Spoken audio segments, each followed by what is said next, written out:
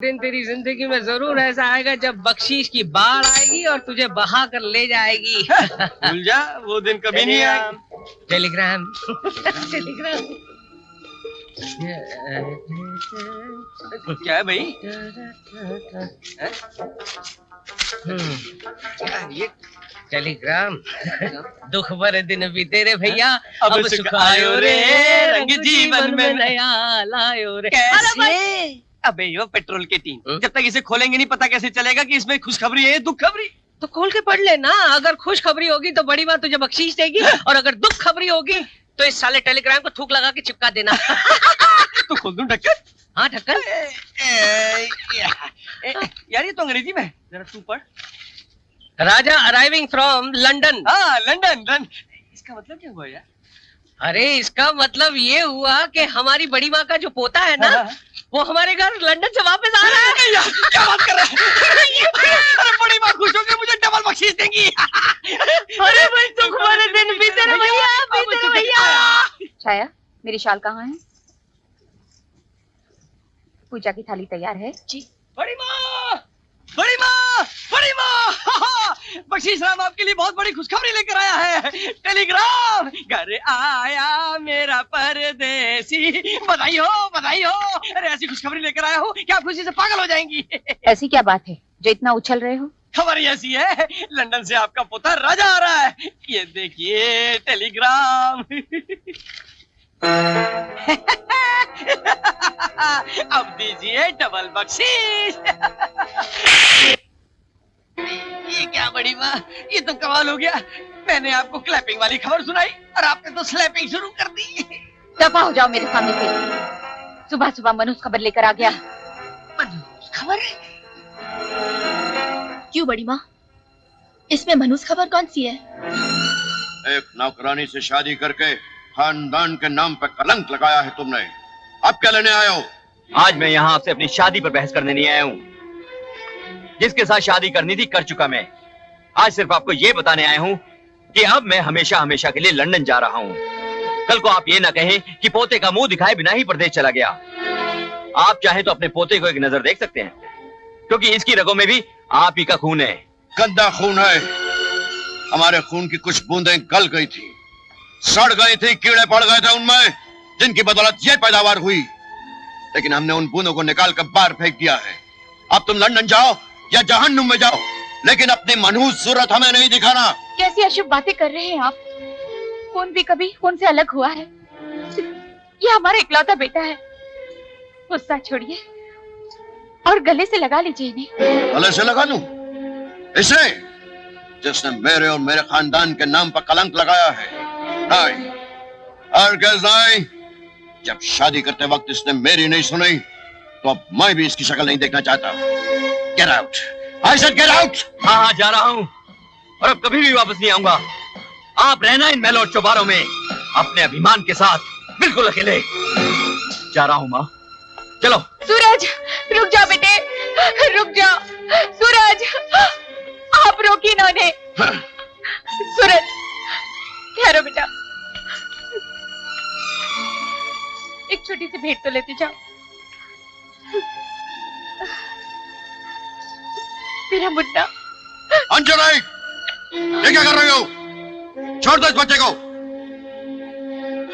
मेरा पोता, मेरा बेटा मेरी आंखों के सामने मुझसे दूर होते चले गए।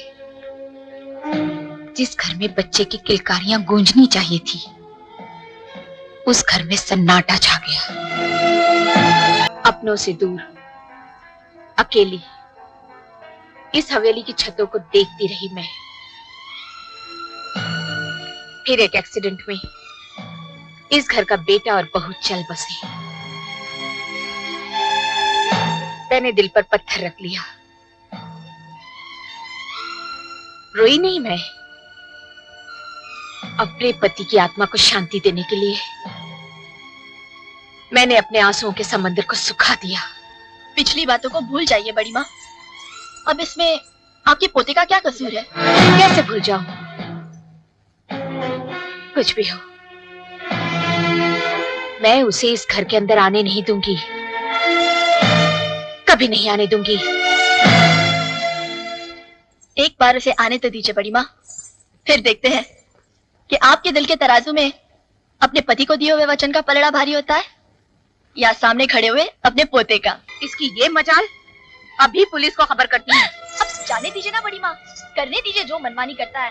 बस आपका वचन नहीं टूटना चाहिए, उसको इस घर के दहलीज से बाहर ही रहना चाहिए। ठीक है चल। बख्शी, कमाल कर दी इस छोरे ने, हमारे बागीचे में तंबू गाड़ दिया। अब इस तंबू के आने की खबर जब बड़ी माँ को दी थी ना, तो झपाट से थप्पड़ पड़ गया था यार। ओए, अगर मैं इसके तंबू गाड़ने की खबर बड़ी माँ को दूंगा ना, तब बख्शीश जरूर मिलेगी। हाँ, और कल उठ के जब ये छोरा हमारे घर में आएगा तो तुझे उखाड़ के इस तंबू में गाड़ देगा। तू क्या सोचता है कि बड़ी माँ इसको अपने घर के अंदर आने देगी? अरे हमारे खानदान का इकलौता चिराग है ये, इसीलिए कहता हूँ इसकी सेवा कर, जिंदगी भर बख्शीश बख्शीश मिलेगी। तेरा मतलब है कि सोने का अंडा देने वाली वो मुर्गी है हाँ। जिसे मैं अभी हलाल नहीं करूँ? मुर्गी पे बैठ जा। अरे कहाँ गया ये?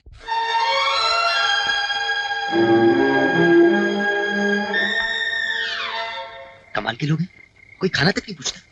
तंबू गाड़ के बैठ गया घर के सामने।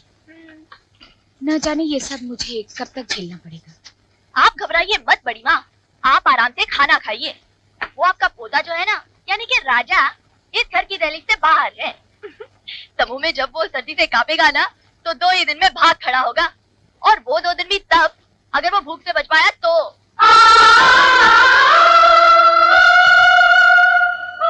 अरे बड़ी माँ, क्या हुआ? आप तो खाना खाइए। कोई है जो मेरी फरियाद सुन सके? या पत्थर के इस महल में रहने वाले लोग भी पत्थर के लोग हैं? क्या है? क्यों सारा घर सर पे उठा रखा है? हाँ, तुम क्या समझते हो? इस तरह शोर मचाकर तुम बड़ी माँ के इरादों को बदल दोगे? वैसे तुम्हें चाहिए क्या? भूख लगी है। अरे दादी माँ, आपके पोते ने सुबह से कुछ नहीं खाया, कुछ तो रहम कीजिए। तुम्हें खाने को एक निवाला नहीं मिलेगा। हाँ, खाने को एक निवाला नहीं मिलेगा। नहीं मिलेगा, बिल्कुल नहीं मिलेगा। अरे खाना नहीं मिलेगा तो मैं भूखा मर जाऊंगा। मर जाओ, और बार बार मुझे दादी माँ मत बोल। अरे आपको दादी माँ नहीं बोलूंगा तो किसको बोलूंगा? अब सच है तो मैं क्या करूं? अब देखिए, अब आप सीधी तरह मुझे खाना खिला दीजिए, वरना पहली बार दादी माँ के इतिहास में लिखा जाएगा कि बरसों बाद उनका पोता उनसे मिलने आया था और उन्हें पानी तक नहीं पूछा। दादी माँ, एक दिन आपको इन सब गुनाहों का जवाब उस अदालत में देना पड़ेगा। आपका पहला गुनाह, घर से निकाल दिया मुझे। आपका दूसरा गुनाह, इस घर का बेटा होते भी तंबू में रह रहा हूं मैं। आपका तीसरा गुनाह, खाना नहीं खिलाया। अरे कम से कम ये तो बता दो कहीं आसपास कोई लंगर या ढाबा है जहाँ मैं अपनी भूख मिटा सकूं। अरे यहाँ से आधा मील दूर एक गुरुद्वारा है जहाँ पे सारी रात लंगर चलता है, कभी भी जाकर खा लो। भूख और सर्दी में क्यों अपने आप को तड़पा रहा है? चला क्यों नहीं जाता यहाँ से? आपकी आंखों के आंसू बता रहे दादी माँ कि खाना आपने भी नहीं खाया।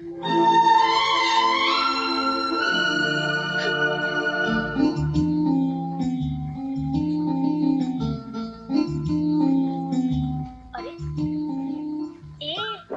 सो गए क्या? ये लो खाना लाई हूँ।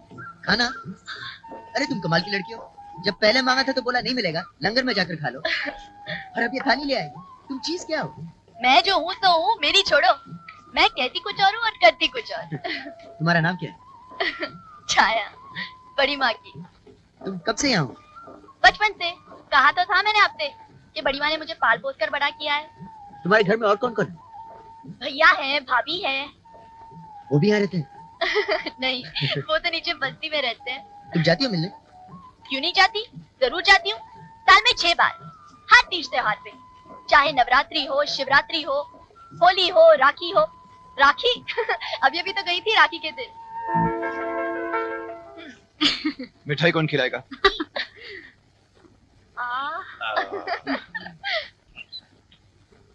अरे वाह। और ये चुनरी हमारी रानी बहना के लिए। ये चुनरी तुम्हारा हाथ बनकर हमेशा मेरे सर पर रहेगी भैया। सुखी रहो। वो तो ठीक है, पर एक बात मेरी भी सुन ले छाया। अब तू बड़ी हो गई है और हमने ये सोचा है कि अब तू हवेली में काम करना बंद कर दे और हमारे साथ रहे। हाँ हाँ छाया, भगवान की दया से अब तेरे भाई के पास भी थोड़ा बहुत पैसा आ गया।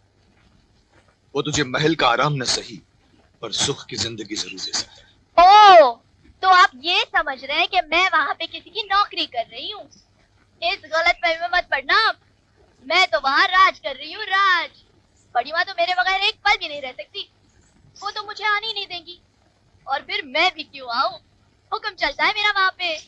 पता है भैया, मेरी मर्जी के बिना वहाँ पे एक पत्ता भी नहीं हिल सकता। क्या नहीं हिल सकता? पत्ता भी नहीं। मुझे लगता है कि मुझे आपकी काफी मस्काबाजी करनी पड़ेगी। करनी तो पड़ेगी। जब तक तुम इस तंबू में हो, एक बार घर के अंदर आ जाओगे तो मस्काबाजी मुझे करनी पड़ेगी। तुम बहुत अच्छी हो। तो मैं हूँ। खाना जो लेकर आई हूँ, कल कपड़े भी धो कर दूंगी तो और भी अच्छी हो जाऊंगी, है ना? छाया जी। एक कंबल मिलेगा? अब नवाब साहब को कंबल भी चाहिए।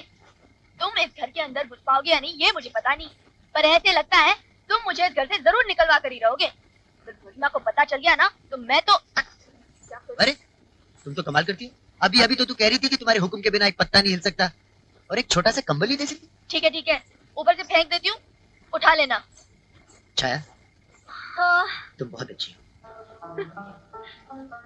अब हीटर मत मांग लेना।